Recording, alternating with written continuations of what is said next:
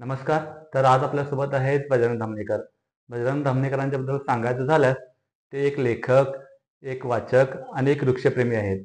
आज आपण सोबत याच विषयावर चर्चा करणार आहोत. चर्चा करण्यापूर्वी बजरंगदादांना मी विनंती करतो की त्यांनी स्वतःबद्दल थोडक्यात सांगावे. मी बजरंग धामणेकर. मी एक वाचक व वृक्षप्रेमी आहे. मी एका कारखान्यामध्ये काम करतो. पण मला शेतीची आवड आहे आणि शेती हा आमचा घरगुती व्यवसाय आहे. त्यामुळे मी वृक्ष संवर्धन आणि वृक्ष रोपण हे दोन्ही पण जोपासतो. कारण वृक्षारोपण पेक्षाही वृक्ष संवर्धन फार महत्वाचं आहे आणि ते सर्वांनी जोपासायला पाहिजेत. आणि नियमित वाचन करतो. मी लहानपणापासून वाचन करतो आणि आजपर्यंत सुद्धा मी वाचन करत आहे. वेगवेगळ्या कथा, कादंबऱ्या, वर्तमानपत्रे असतील, ह्या सर्वांचं मी वाचन करतो आणि असा माझा दैनंदिन क्रम आहे. आणि तुम्ही लिहिलेल्या पुस्तकाबद्दल थोडक्यात सांगा. ते मध्ये एक पुस्तक लिहिलेलं तुम्ही. माझी मराठी माझा अभिमान हे मी पुस्तक लिहिलेलं होतं, छोटंसं. त्या पुस्तकामध्ये जे जे मराठी विद्वान किंवा मराठीसाठी ज्यांनी ज्यांनी योगदान दिलेलं आहे आपल्या महाराष्ट्रातील साहित्यिकांनी किंवा पुढाऱ्यांनी, त्याबद्दल मी भरपूर असं ते लिखाण केलेलं आहे. त्यानंतर ज्ञानेश्वर माऊलीपासून ते आजपर्यंत जे जे लेखक झालेले आहेत किंवा आपल्या साहित्यात ज्यांनी योगदान दिलेलं आहे, मराठीसाठी समृद्ध असं लेखन केलेलं आहे. त्या सर्वांचा मी उल्लेख त्याच्यात केलेला आहे. बाळासाहेब ठाकरे पासून ते आजपर्यंत ज्यांनी ज्यांनी संयुक्त महाराष्ट्राची चळवळ चालवली किंवा महाराष्ट्रासाठी योगदान दिलं, त्या सर्वांचं मी तिथं उल्लेख केलेला आहे. छत्रपती संभाजी महाराजांचा मला फार आदर्श वाटतो. कारण इतक्या लढाया करून त्यांनी बुधभूषण, नखशिखा, नायिकाभेद, सात शतक अशी जी ग्रंथ त्यांनी लिहिलेत, त्या ग्रंथांना तोड नाहीये आणि संभाजी महाराजांची तुलनाच कोणी करू शकत नाही. इतके विद्वान साहित्यिक संभाजी महाराज आहे. बरोबर. असं भरपूर मी त्याच्याबद्दल लिखाण केलेलं आहे. बरोबर. ते पुस्तक एक वाचायचं झालंय तुमच्याकडनं घेऊन घेऊन वाचायचं झालं. पुढच्या टायमाला नक्की वाचेन ते पुस्तक. तर मी एक थोडे प्रश्न घेऊन तुमच्यासमोर आलो आहे. त्यामध्ये मला पहिला प्रश्न असा होता की आपणास वाचनाबद्दल प्रेरणा कशी मिळाली? वाचनाबद्दल प्रेरणा मी 4थी-5वी मध्ये असताना घरची परिस्थिती फार बिकट होती. त्यावेळेला चिमणीच्या प्रकाशात अभ्यास करावा लागत असे. बरोबर. घरी आई-वडील शेताला जाऊन संध्याकाळीच वापस येणार. संध्याकाळी आल्यानंतर थोडंसं बसणार, गप्पा गोष्टी करणार, जेवण करणार आणि झोपणार, अशा दिनक्रम असे. त्यावेळेला माझ्या मित्रानं मला एक दिवस वाचनालयाला घेऊन गेला आणि मच्छ्यामध्ये. मच्छामध्ये. हां. आणि बालसाहित्य त्यावेळेला प्रकार होता आणि आज पण आहे तो.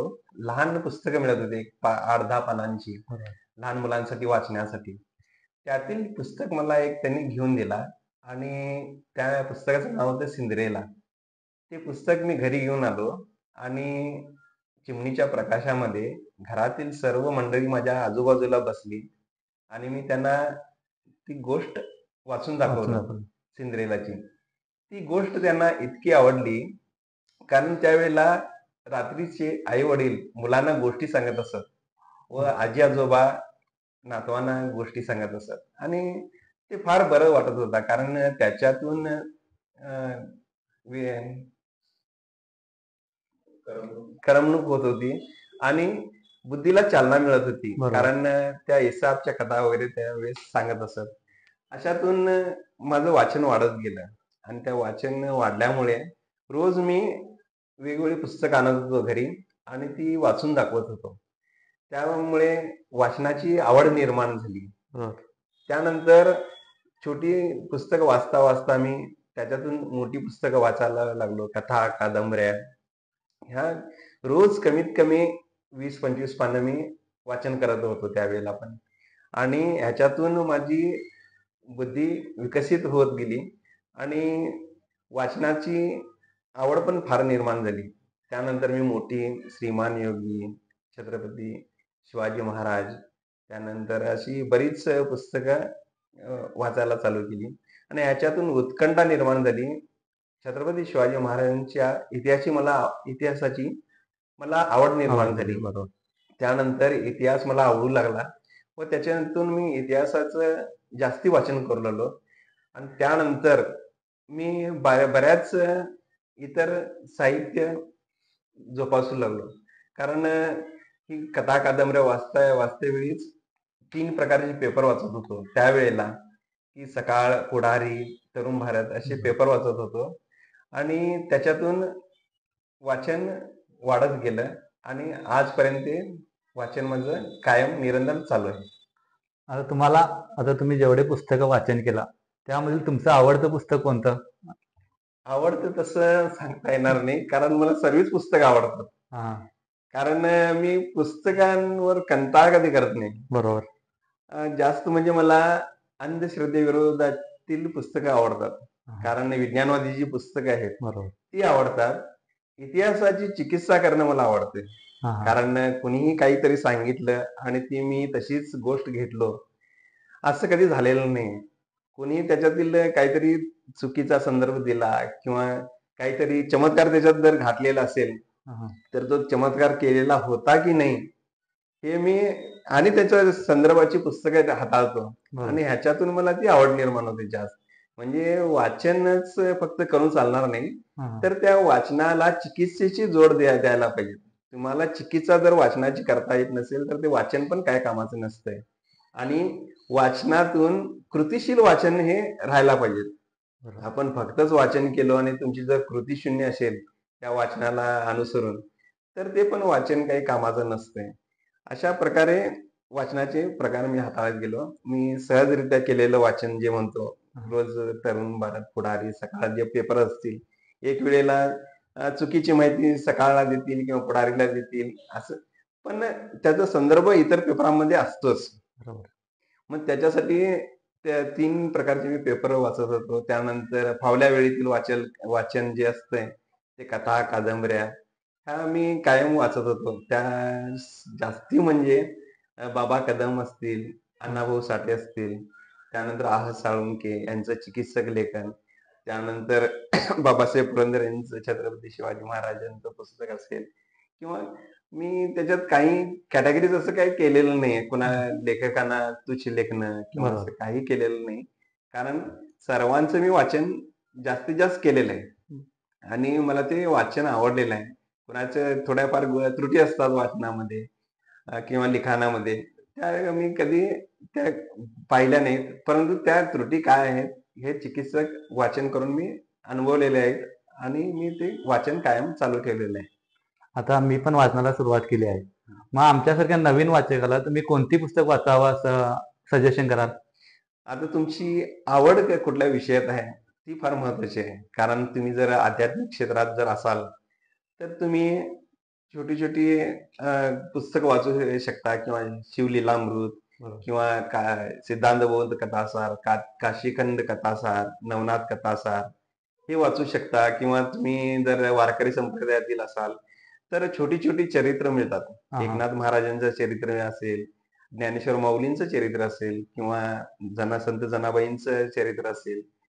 ही सर्व चरित्र तुम्ही छोटी-छोटी पुस्तकं घेतला की नाही, तर वाचन तुमचं वाढतंय आणि आवड निर्माण होते.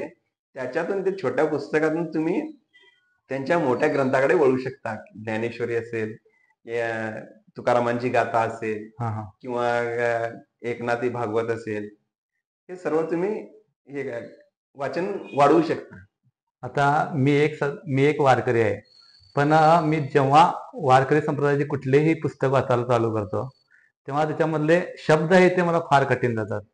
ते शब्द आम्ही कसे म्हणजे वाचताना आम्हाला समजतच नाही झालेले असे शब्द म्हणजे. म्हणजे कसं आहे, त्यांची ती प्राकृत भाषा आहे हां, त्यावेळची. बरोबर. ज्ञानेश्वरी माऊलींनी असेल किंवा एकनाथ महाराजांची जी भाषा असेल, ती प्राकृत भाषा आहे. प्राकृत बोलीभाषेत लिखाण केलेलं आहे त्यांनी. हां, संस्कृत सामान्य जनतेला समजणार नाही, कारण संस्कृतमध्ये ग्रंथ होते त्यावेळेला.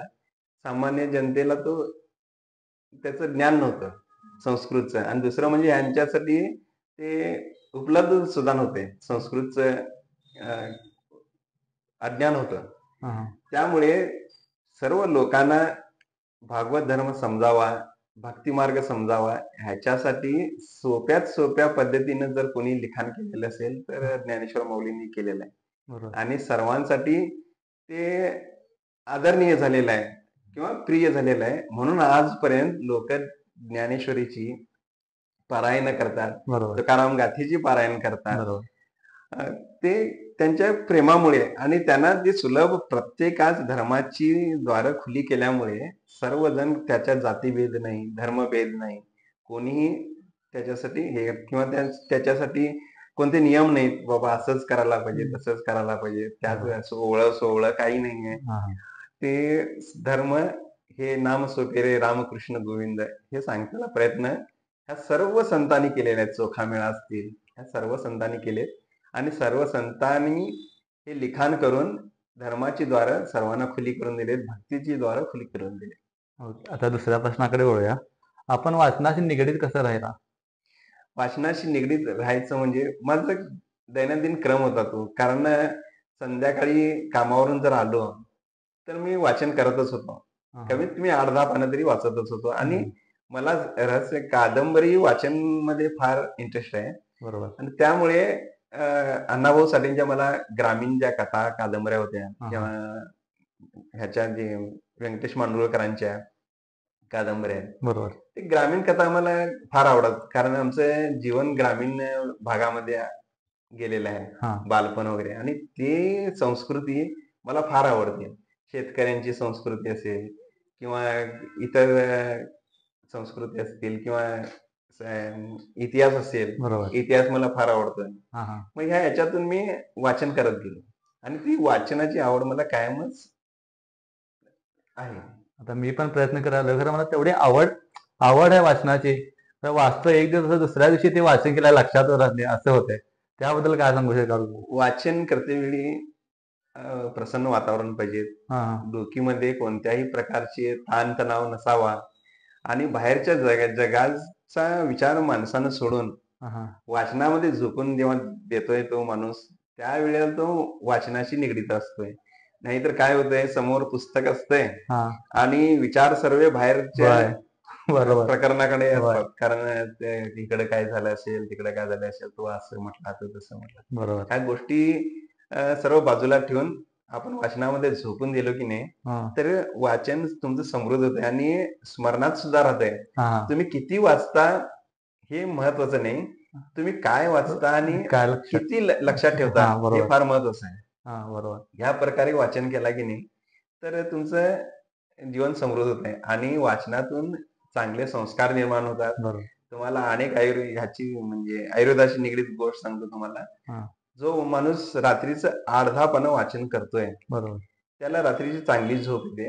हा. आणि मोबाईल जो घेऊन झोपतोय, तो त्याला रात्री 2-3 वाजेपर्यंत झोप येत नाही. तो मोबाईल मध्ये गुंतलेला असतो. स्कूल परंतु करत. तुम्ही हातात प्रयोग करा एक वेळेला. हा. हातात पुस्तक घ्या, एक 4-5 पानं वाचल्यानंतर तुम्हाला झोप यायला चालू होय. होते. कारण खरंय. तुमचा थकवा त्या पुस्तकानं घालवलेला असतोय. हा. आणि थकवा घालवल्यानंतर तुम्हाला विश्रांतीची झोप आवश्यक आहे हे शरीरच तुम्हाला सांगते, तुमचे डोळेच सांगतात. पण मोबाईल तुम्हाला सांगत नाही.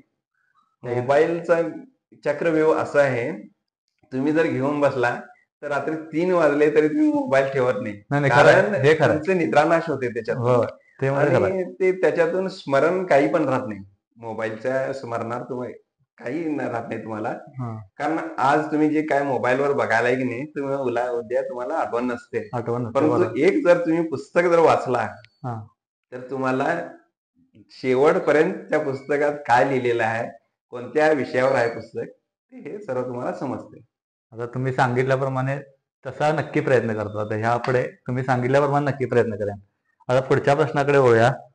वाचन कोणत्या प्रकारचे असते आणि आपण किती वाचन केलं पाहिजे असं वाटतं तुम्हाला? वाचनाचे प्रकार फार आहेत. सहजरित्या केलेलं जे वाचन आहे ते आपण सकाळ, तरुण भारत, पुढारी जे दैनिक वर्तमानपत्र येतात, बरोबर. ती रोज वाचलीच पाहिजेत माणसानं. कारण बाहेरच्या जगामध्ये काय घडामोडी घडत आहेत हे तुम्हाला त्या पेपरमधून समजतंय. बरोबर. त्यानंतर संपादकीय लेख वगैरे असतात ते हा. वाचन केले पाहिजेत, कारण तुमच्या ज्ञानात वाढ होते त्यानंतर. आणि वाईट काय चांगलं काय आहे हे त्याच्यातून तुम्हाला समजते. दुसरं म्हणजे शब्दकोडी असतात त्याच्यात तुमच्या विरंगुळ्यासाठी. हा. ती शब्दकोडी जेव्हा तुम्ही सोडवताय, शब्दाचे अनेक प्रकार, समानार्थी शब्द बरोबर. तुम्हाला ऑटोमॅटिक ते सर्व समजायला चालू होतात आणि तुमचा शब्द भांडार वाढतोय. कोणत्या शब्दाला किती शब्द आहेत हे तुम्हाला त्यावेळेला समजतंय. होय. आणि तुमच्या बुद्धीला चालना द्यायचं काम ही शब्दकोडी करतात. दुसरं म्हणजे संपादकीय लेख वगैरे तुमच्या दैनंदिन काय जे बाहेर राजकारण चाललंय किंवा काय घडामोडी घडालेत जगामध्ये ह्याच्यावर प्रकाशझोत टाकतात. त्यानंतर जे दैनंदिन जे सहवेदना वगैरे जे कॉलम असतोय, कॉलम असतात. बरोबर. ते आजूबाजूच्या गल्लीमध्ये तुम्हाला कोण मेलेलं माहित नसतंय, परंतु तुम्हाला पेपर बघून पेपर आल्यानंतर सम- समजतंय की होय. कोण मेलंय हे. बरोबर. म्हणजे इतकं चांगलं कार्य ही वृत्तपत्र करतात बरोबर. आणि आपण ते वाचन काय करायलाच पाहिजे. त्यानंतर तुम्ही हे वाचन करत असताना दुसरं म्हणजे मी तुम्हाला एक सांगायचं म्हणजे तुम्ही कोणती तरी एक कला जोपासायला पाहिजे. बरोबर. कारण कलेशिवाय माणूसच नव्हे. हा. कारण आपण जर तुमच्यात जर कला असेल तर तो कलाकार आहे आणि कलाकाराला संपूर्ण जग कलाकार दिसतोय. बरोबर.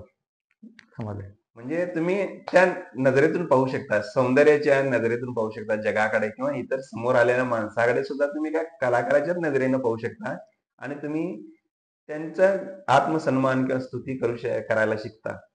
हे तुम्ही सर्व जोपासायला पाहिजे. दुसरं म्हणजे फावल्या वेळेतील वाचन मी म्हटलो, ते फावल्या वेळेतील वाचन हे कथा कादंबऱ्या ज्या आहेत हा. त्या आपण वाचन करायला पाहिजे. कारण कथा कादंबऱ्यांचा प्रभाव हा फार चांगला असतोय आणि ते वाचन व्हायला पाहिजे. बरोबर. कारण त्यातील मी बऱ्याच आज जे मानसिक तणावामध्ये जग जायलंय बरोबर. त्या जगाला सावरण्याचं काम ह्या कथा कादंबऱ्या करतात किंवा आत्मचरित्र जी आहेत ती करतात.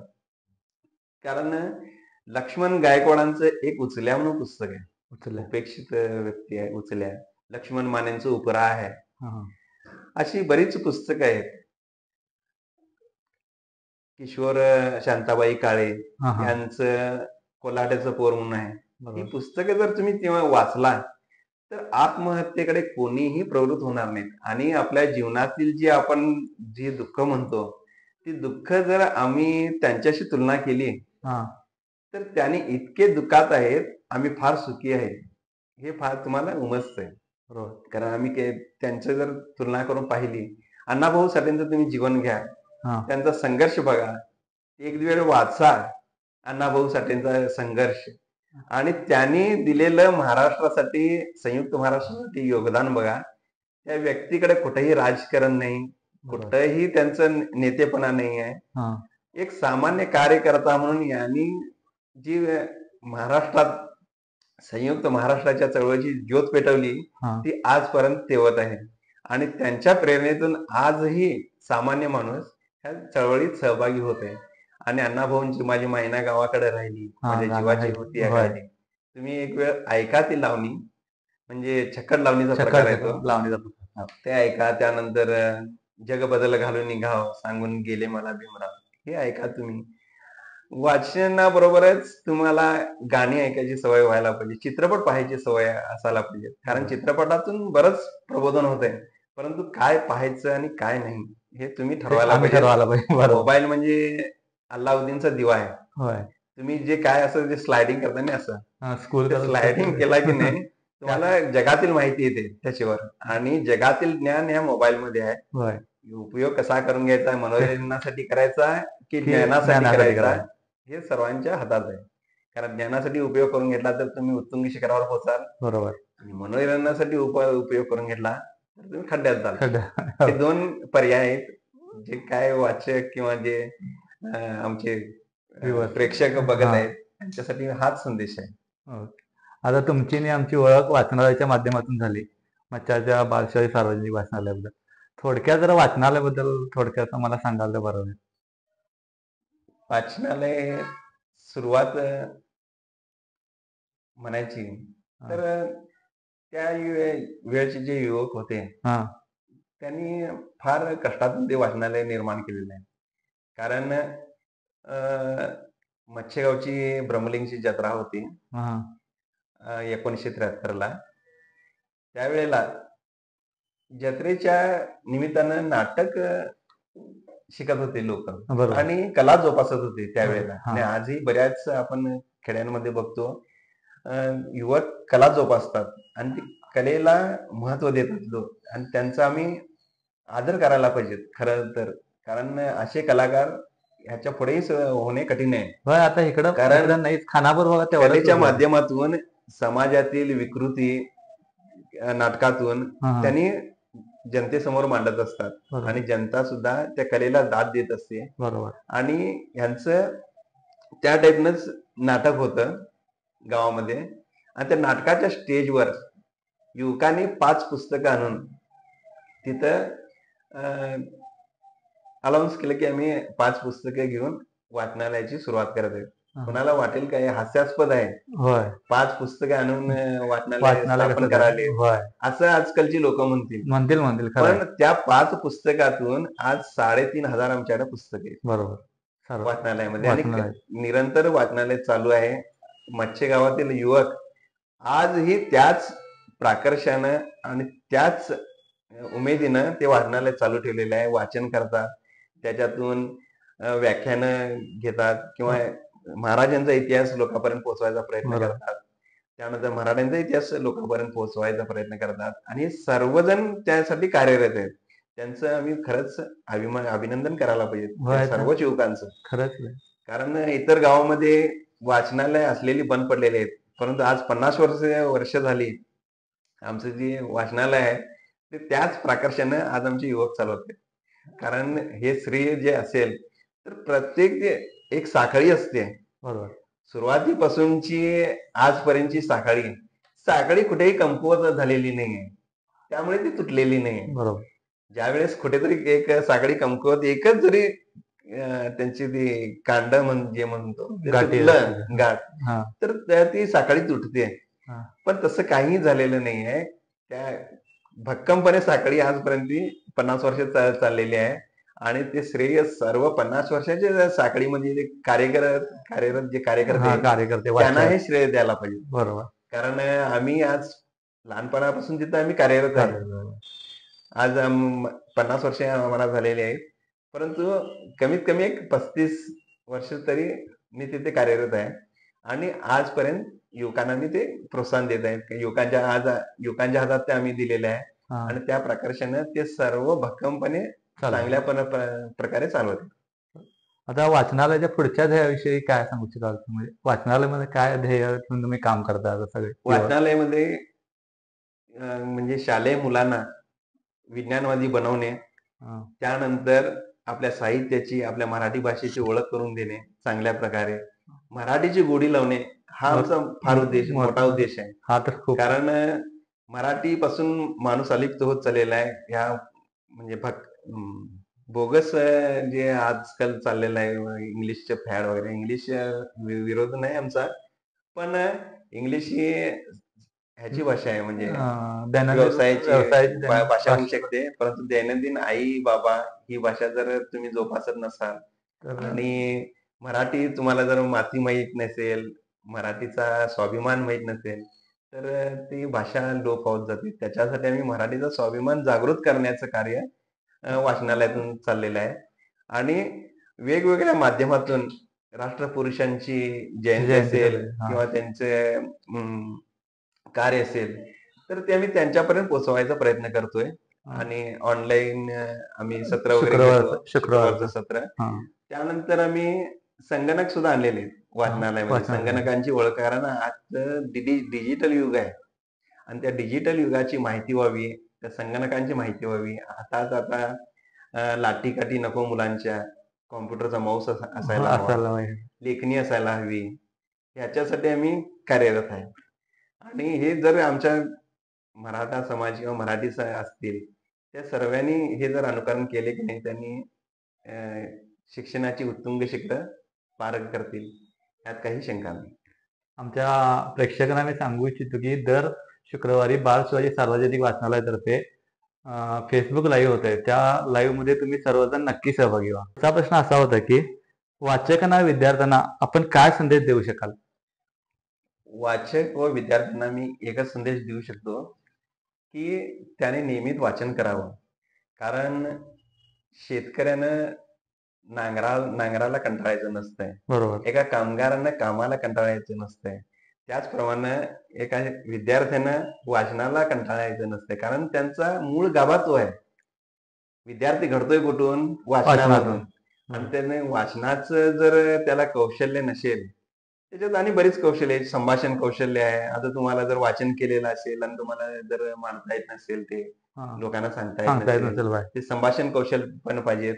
त्यानंतर श्रवण कौशल्य म्हणतो आपण, हां. श्रवण ऐकणे. ऐकणे. तुम्ही शाळेमध्ये जेव्हा बसताय बरोबर. किंवा कुठल्या क्लासमध्ये बसताय, कॉलेज विद्यार्थी वगैरे, तुमचं लक्षपूर्वक जर श्रवण नसेल, ऐकलं. हां. जे शिकवताय वेळी, शिकवतात त्याच्यावर. आणि तुम्ही घरी येऊन अभ्यास जर करतो म्हटला, तर तिथं जे मूळ जे उगमस्थान आहे शिकवण्याचं, तिथं जे श्रवण कौशल्य तुमच्याकडे नसेल, ऐकून म्हणजे तुमच्या जर कानावरून गेलेलं असेल, बरोबर. तर काही अर्थ नाही आहे. श्रवण कौशल्य पाहिजे, लेखन कौशल्य पाहिजेत, वाचन कौशल्य पाहिजे. ह्या 3 कौशल्य जर विद्यार्थ्याकडे असतील, तर तो आपल्या आयुष्यात चांगली प्रगती करू शकेल. आणि हेच मी सांगायचा प्रयत्न करतोय, कारण तुम्ही रोज कंटाळा न करता, ते कंटाळा न करण्याचं वाचन म्हणजे 3 आपण जे पेपर जे असतात हां, हां. दैनंदिन, बरोबर. ते 3 पेपर तुम्ही वाचा. तुम्हाला इंग्लिश सुधारायचं असेल, तर टाइम्स ऑफ इंडिया घ्या घरी. डेक्कन हेरल्ड घ्या, एक दिवस रविवारचा वगैरे, आणि ते वाचण्याचा प्रयत्न करा. बरोबर. दुसरं म्हणजे तुम्ही जेव्हा टीव्ही वगैरे बघायला बसताय, त्यावेळेला मग तुमच्या आजूबाजूस मुलं असतात. त्यावेळेला तुम्ही मुलांना वाचन करा किंवा अभ्यास करा म्हणून सांगून तुम्ही जर मनोरंजनात गुंतला असाल, तर ते मुलांचं लक्ष त्या अभ्यासाकडे अभ्यासाकडे नसतंय. जाणार नाही. होय. तुम्ही पण हातात पुस्तक घ्या, मुलांच्या बाजूला बसा. कारण आई-वडिलांनी जर हातात मोबाईल घेतला, की मुलगा हातात मोबाईल घेणार, मोबाईलच घेणार. ते आणि पुस्तक घेतले आई-बाबांनी, तर ते मुलगा पुस्तक पुस्तकच घेणार. घेणार. आई-बाबांनी टीव्ही सिरियलमध्ये काय लावले ते जर बघत बसले, तर तर ते मुलं मुलगा बघणार ना, तेच अनुकरण करणार. त्याच्यापेक्षा तुम्ही चांगले चित्रपट बघा, ऐतिहासिक चित्रपट असतात. त्यानंतर मुलांचं इंग्लिश सुधारायचं असेल, तर इंग्लिशमध्ये कार्टून्स असतात. हां, हां. ते त्यांना दाखवा थोडा वेळ. त्यांना पण मनोरंजन हवं असतंय, आणि ते जर दाखवलं की नाही, त्या चित्रांच्या हालचालीवरून त्या शब्दाला काय म्हणतात, हे त्यांच्या डोक्यात एक फिट होईल. कारण बऱ्याच कार्टून्स मधून इंग्लिश कार्टून्स असतात. त्याच्यात किंवा ते मॉरल स्टोरीज असतात. बरोबर. ते टीव्हीवर लागत असतात. त्याच्यातून त्यांचं इंग्लिश सुधरेल. आणि जर आपण मराठी सुधारायची म्हटला, तर मग हे वाचन वगैरे हे करायलाच पाहिजेत. आणि तुम्ही दैनंदिन वाचन करा, कथा कादंबऱ्या वाचा, आणि बरोबर. अध्ययनप्रवण वाचन जे असतंय, ते मनःपूर्वक करा. अध्ययनप्रवण म्हणजे आपला जो रोजचा सिलेबस असतोय, बरोबर. त्यासाठी प्रसन्न वातावरण घरातील, शांतता, ह्या गोष्टी आवश्यक आहे. आणि त्या तुम्ही आत्मसात करा. ते वातावरण निर्मिती करा, आणि रोज तुम्ही मनापासून हां. अर्धा तास जरी झाला तरी बस आहे. परंतु ते मनःपूर्वक वाचन झालं पाहिजे, आणि अभ्यास हा मनःपूर्वक झाला पाहिजे. मी 4 तास बसलो, 5 तास बसलो त्याला अभ्यासाला, होय. आणि माझं तिथं लक्षच नसेल, तर तर बसून तो अभ्यासाचा तुम्ही खाली बसलेला वेळ खाली जातोय तो. बरोबर. ह्याच्यासाठी तुम्ही मनःपूर्वक अभ्यास करा. न कंटाळता, कंटाळा आला असेल तर फिरून या. निसर्गाच्या परिसरात फिरा तुम्ही. मित्रांशी गप्पा करा. घरातल्यांशी चांगल्या गप्पा करा. मोबाईल बरोबर. जरा बाजूला ठेवा. बरोबर. कारण मोबाईल असला की गप्पा संपतात, समजून आणि खरं. मोबाईल चालू होतोय, बरोबर. आणि माणूस एकलकोंडा होतोय, आणि त्या मोबाईलवर जे काही दाखवतील तेच तो खरं मानायला चालू करतोय. कारण हां. इतर लोकांचं त्याचं ऐकायची मनस्थिती मनस्थिती नसते. नसते. बरोबर. ह्याच्यासाठी तुम्ही मोबाईल जरा बाजूला ठेवा. विद्यार्थ्यांनी तरी मनोरंजनामध्ये गुंतू नये. हां. कारण मनोरंजनाचं वय नव्हे विद्यार्थ्यांचं, एक अचिव्हमेंटचं वय असतंय. काहीतरी करून दाखवायचं वय असतंय. मनोरंजनाचं तर अजिबातच नाही. बरोबर. तर त्याच्यासाठी मुलांनी वेळ जास्ती देऊ नये. अभ्यास करावा. इतकंच माझं सांगणं आहे. खूप खूप खूप छान. आता पुढचा एक प्रश्न होता. आपण वृक्षप्रेमी आहात. हे आता मी पहिला सुरुवातीलाच म्हटलं बजरंगदा एक वृक्षप्रेमी आहेत म्हणून. आपल्या वृक्षप्रेमाबद्दल सांगितलं तर जरा बरं होईल आम्हाला. हो. कारण माझ्या माझा घर प्रवेश होता. हां. म्हणजे एक छोटंसं घर बांधलं होतं मी. हां. आणि माझ्या घर प्रवेशाला माझा मित्र संतोष हां. यानं एक मला चिकूचं झाड भेट म्हणून दिलं आणि बरोबर. ते सर्वांच्या भेटीपेक्षा चांगलं होतं. हां, हां. आणि मला झाडांची आवड पाहून माझी, त्याने ते झाड दिलं. ते झाड मी जोपासलं. बरोबर, जोपासल्यानंतर मला माझी लहान मुलं होती, अ, मेघा आणि सिद्धांत. बरोबर. त्यांना मी एक दिवस बेळगावला घेऊन गेलेलो होतो हां, हां. आणि आंब्यांचा सीझन चालू होता. मग गणपत गल्लीमध्ये गेलो. गणपत गल्लीमध्ये किती म्हणजे फसवणूक असते हां. आणि काय असते बरंच समाजाला सांगण्याची काही गरज नाहीये. होय, ते तर आहे बघा. आणि तिथं गेल्यानंतर मुलं रडायला लागली आणि आंबे पाहिजे. त्यावेळेला 350 काहीतरी रुपये देऊन मी आंबे घेतले. हां, हां. आंबे घेतले त्या व्यापाऱ्याला मी चांगले काढून दे असं म्हणून सांगितलं आणि त्यानं दिला. घरी आल्यानंतर त्यानं चक्क फसवला होता. हां, हां. आल्यानंतर मुलं फार आशेने आलेली घरी. आज खायचं आंबे आंबे खायला आंबे मिळणार घेतलं म्हणजे हे आता सर्व. अच्छा. त्यानंतर आल्यानंतर काढून बघितल्यानंतर थोडासा त्यातला भाग चांगला निघाला आणि सगळे आंबे खराब बाजारला होते. बाजारला. कारण तिथं फसवतातच. ते तर आहे बघा. मग मला इतकी चीड आली. नंतर मी नेक्स्ट टाइमला तिथं गेलो आणि त्यांना विचारलं तर ते अरेरावीची उत्तरं द्यायला लागली हां, आणि त्यांचे उद्धटपणा जे पहिला तो मला तळपायची बघा आग मस्तकात गेली. हां, आणि ह्याच्यावर आता पर्याय काय काढणार? कारण रागानं क्रोध मूर्खता असे प्रारंभ होत आहे आणि पश्चाताप तर समाप्त होत आहे असं हां, एक मी ऐकलेलं होतं. कारण हे स्वामी विवेकानंदांचं वाक्य होतं. मग ते कायम डोक्यात माझ्या भिनत असतंय. हां, हां. मग ते मी आता काय याच्यावर पर्याय काय काढणार? मग मी एक आयडिया काढली बरं. आणि 350 आणि खर्च करायचं ठरवलं मी. हां, एक आंब्यांच्या डझनच्या आंब्यांचा हे करायचं ठरवलं. त्यावेळेला ₹100 एक झाड मिळत होतं हां, काँग्रेस रोडला. हां, आंब्यांचं, कलमी आंब्यांचं, हापूस आंब्यांचं.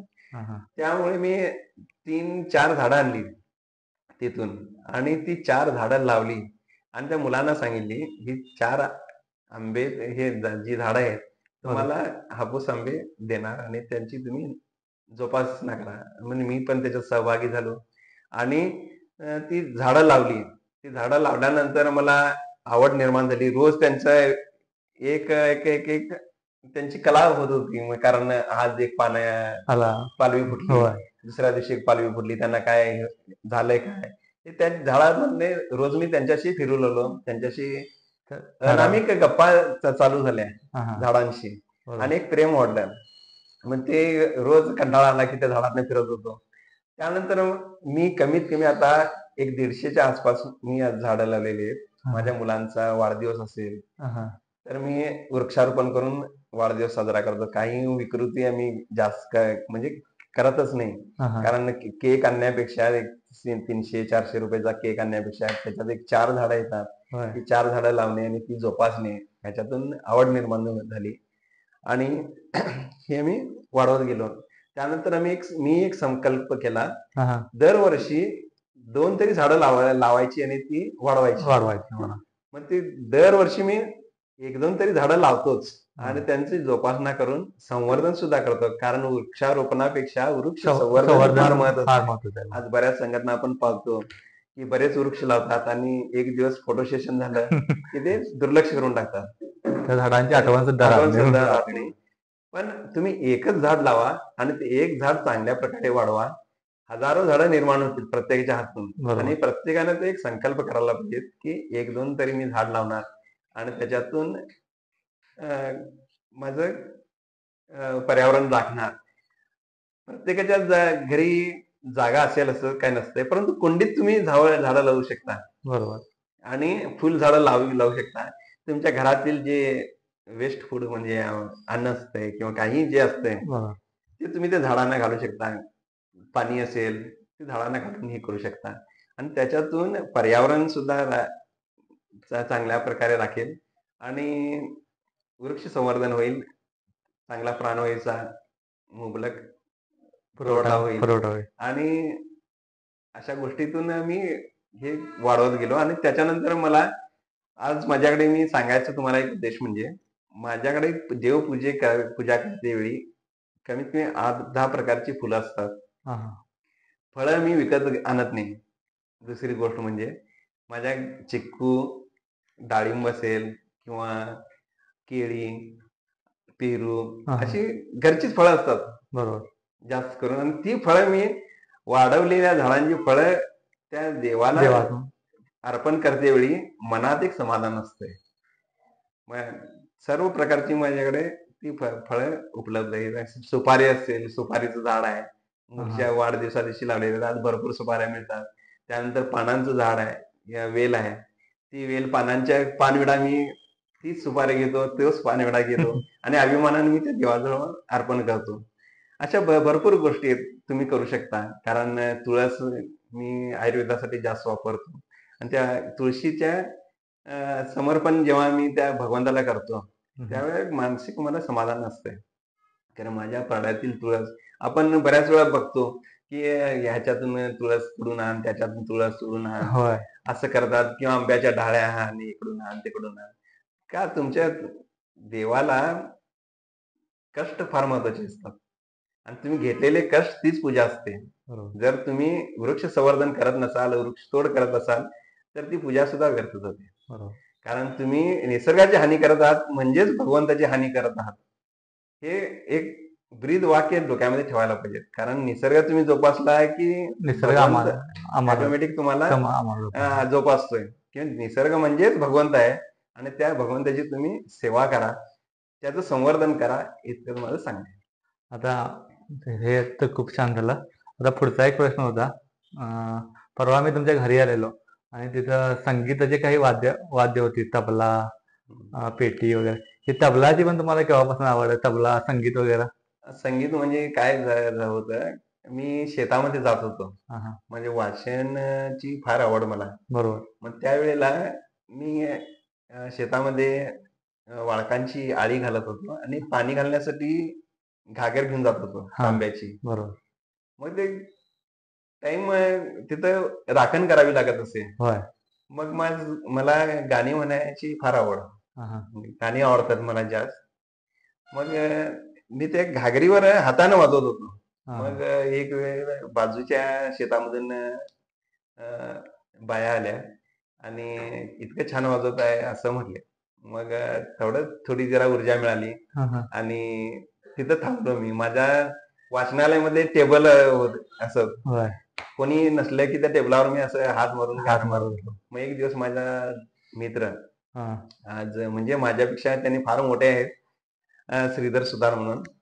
त्यांनी माझी ती आवड बघितली आणि तुम्ही इतकं छान वाजवताय आणि तुम्ही क्लास का जॉईन करत नाही? बरोबर मग ठीक आहे म्हटलो. मग कारण त्यावेळेला साधनं नव्हती किंवा सायकल चा प्रवास होता. म्हणजे बेळगावला तिकडे साई बेळगावला मंदिरला तिकडं क्लास होते.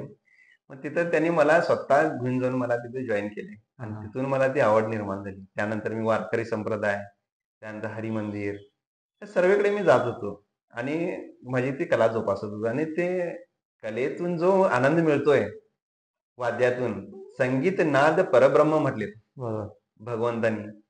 म्हणजे संगीताचा ज्यांना नाद आहे ने त्यानं वेगळ्या भगवंताची पूजा करायची गरज जरूरच नाही नाही. तर कारण तोच नाद जो नादच आहे तोच हा भगवंत आहे. बरोबर तो संगीताचा आणि त्या संगीताच्या नादातून मला हे इतर वाद्य वाजवायची आवड निर्माण झाली. त्यानंतर मी मुलांना पोवाडे, मुलीला पोवाडे वगैरे शिकवले. ती आज बरेच म्हणजे अण्णाभाऊ साठे, बाबासाहेब आंबेडकर असतील, हा हा त्यांचे पोवाडे, त्यानंतर छत्रपती शिवाजी महाराजांचे, संभाजी महाराजांचे ते पोवाडे आम्ही घरी म्हणतात असलो की हे सर्व करत असतो. होय त्यानंतर भक्तिगीतं असतील, ते भक्तिगीतं वगैरे सादर करत असतो आणि आम्हाला तो एक आत्मिक आनंद मिळतोय हा हा आणि ह्याच्यातून मी हे सर्व आवड निर्माण होते आणि कारण मी पहिलाच ज्या तुम्हाला म्हटलं की एक कला माणसानं जोपासायला पाहिजे. जोपासायला चित्रकला पाहिजे. असेल किंवा इतर कोणतीही कला कुठलीही असेल, कला सांग तर त्या माणसाची एक ओळख वेगळी निर्माण होते बरोबर समाजामध्ये, की हा माणूस बाबा एक विशिष्ट हा हे काम आहे. करताय हे आणि त्याला कारण कसं आहे, भगवंतांनी आपल्याला ज्ञान दिलेलं आहे, हात पाय दिलेले आहेत. त्यांचा वापर जर कलेसाठी जर आपण केला तर त्या हातांचं सार्थक होते. बरोबर आपण ज्ञानाचा वापर जर म्हणजे चांगल्या लोकांच्या उद्धारासाठी केला किंवा ज्ञानासाठी केला, 4 लोकांना तुम्ही ज्ञान सांगितला, तर ते ज्ञान सार्थकी लागतंय बरोबर आणि तुमची कला पण सार्थकी लागते. बरोबर तुम्ही भगवंताचं एक भजन जर काय करत असाल आणि तो नाद जो निर्माण होतोय, ते घरात एक वातावरण निर्माण होतंय, हा त्याला संस्कार म्हणतात. बरोबर. चांगले संस्कार झाले म्हणतात. आणि संस्कार जे शिकवतात ते ज्ञान, कला, साहित्य, संस्कृती हे 3 अंग आहेत माणसाची. माणसाची. कला तुम्ही जोपासायला पाहिजे, साहित्य वाचायला पाहिजे आणि संस्कृती तुम्ही जोपासायला पाहिजे. जोपासायला पाहिजे. ती मराठी संस्कृती असेल, आपली हिंदू संस्कृती असेल, त्या संस्कृतीचा तुम्हाला जर आदर नसेल तर ती संस्कृती लोप पावते. होय, बरोबर. आणि ते आदर करण्याबरोबरच अनुकरण सुद्धा महत्वाचं आहे. बरोबर. आपण म्हणजे गर्व से कहो हम हिंदू आहे असं म्हटलो आणि डॉल्बी लावून किंवा दारूच्या ह्याच्यामध्ये झिंगाटात आपण झिंगाट. नाचलो, गणेशोत्सव असेल किंवा ह्याच्यात, तर त्याच्यात कशी आपली संस्कृती संस्कृती जपणं. टिकणार? बरोबर. कारण हे टिकवण्यासाठी अनुकरण हे फार महत्वाचं आहे. बरोबर. संस्कृती बरोबर संस्कृती आपण संवर्धन करायचे, अनुकरण स्वतः करायला पाहिजे हां. आणि आपल्या मुलांना सुद्धा शिकवायला पाहिजे. आता आता तुम्ही कुटुंब सगळं एकत्र बसलेलं असता, हां. त्यावेळेला माझ्यामध्ये तुमची चर्चा नुसतं पुस्तकांची, संगीताची याचबद्दल होत असणार. होय, कारण आता मुलं जेव्हा अभ्यासातून थोडा विरंगुळा पाहिजे असतो मुलांना, तेव्हा मुलगी वगैरे गाणी वगैरे म्हणते. हां, हां. त्यानंतर ती पीटी वगैरे थोडंफार वाजवते. मग त्या पीटीवर गाणी वगैरे म्हणते. मुलगा तबला वगैरे वाजवतो. म्हणजे त्यांच्या परीने ते हे करतात. म्हणजे एकदा आपण सुरुवात केली तर ती पुढे कायम कार्यरत राहतात. बरोबर. आपण सुरुवात ते करायला पाहिजे. कारण सुरुवात ही फार महत्वाची आहे. आपण मुलांना जर प्रोत्साहन देऊ नसलो, कारण प्रेक्षकांना टाळ्यांचा दाद महत्वाचा असतो. बरोबर. स्तुती फार महत्वाची असते. महत्वाची. आपण कसं असतं सांगतो तुम्हाला, आमच्या समाजामध्ये एक मुलगा जर तबला वाजवत असेल, हे काय वाजवलंय हे? कशाच कानेर करून होय. आपण म्हणतो. म्हणतात. परंतु त्या मुलाचं खच्चीकरण होतंय. त्या कलेपासून तो परावृत होतोय. बरोबर. मुलगा ते. बरोबर. मी काहीतरी वेगळं करायलो, जगाच्या वेगळं करायलोय आणि मला काहीतरी वाईट म्हणाले. हां. ह्याच्यापेक्षा तुम्ही त्या मुलाच्या बाजूला बसा आणि त्याच्या कलेला दाद द्या. द्या. माझे वडील, त्यांनी अशिक्षित शेतकरी, परंतु मी जेव्हा तबला वगैरे वाजवत होतो, बरोबर. तर माझ्या बाजूला येऊन बसत होते असं आणि ऐकत होते आणि बरं वाटतंय असं सांगत होते. मग त्यामुळे मला ती प्रेरणा जास्त मिळाली आई वडिलांची आणि बरोबर. त्याच्यातून ही कला वगैरे मला जास्ती कलेची प्रेरणा मिळाली. आता मी ऐकलंय की तुमच्या म्हणजे मॅडम पण काहीतरी लेख वगैरे लिहितात असं ऐकलं. त्यांनी पण तुमचं बघून शिकले का पहिल्यापासूनच लेखन आणि वाचनामध्ये त्यांना? नाही, काय झालं, घरचं वातावरण त्यांना घरच्या वातावरण त्यांना घडवलेलं आहे. हां. कारण त्यांनी वाचन वगैरे होतं त्यांचं, बरोबर. परंतु असं जास्त नाही. पण आम्ही सर्वच जण वाचनासाठी बसलो हां. तर त्यांना पर्याय राहत नव्हता. बरोबर. आणि आम्ही चर्चा करत होतो, कारण त्या चर्चेत समाविष्ट व्हायचं असेल तर आपण वाचन पण केलं पाहिजे. कारण आम्ही विश्वास पाटील सरांचं संभाजी हे पुस्तक आमच्या घरातल्या सर्वांनी वाचलेलं आहे. म्हणजे माझ्या मुलीनं, त्यानंतर मिसेसने थोडं वाचलेलं आहे. पण त्याच्यावर चर्चा फार महत्वाची आहे. आणि संभाजी हे जे पुस्तक आहे विश्वास पाटील सरांचं, ते माझ्या मुलाने आमच्या आईला वाचून दाखवलेलं आहे. आणि आईनं सर्व ते वाचून झाल्यानंतर मला प्रेरित केलं की तू एक संभाजी महाराजांची मूर्ती आण, रोज त्यांची पूजा कर. असं त्यांनी मला हे केल्यामुळे मी छत्रपती शिवाजी महाराज, छत्रपती संभाजी महाराजांच्या दोन्ही माझ्या आराध्य दैवत आहेत ती. कारण राष्ट्रपुरुष आहेत ते, परंतु माझ्यासाठी आराध्य दैवत. कारण प्रेरणा तिथून जास्त मिळते मला.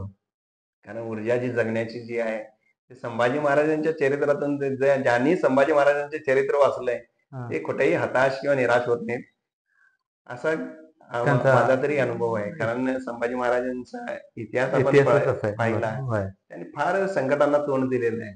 अपमान, संकट ह्यांचं जर मिश्रण असेल तर संभाजी महाराजांचं चरित्र आहे. आणि त्याच्यातून धर्मरक्षण जे त्यांनी केलं आणि इतकं त्यांनी विद्वान साहित्यिक निर्माण झाले, हे जर पाहिलं की नाही तर तुम्ही कुठेही हताश होऊ शकत नाही. बरोबर.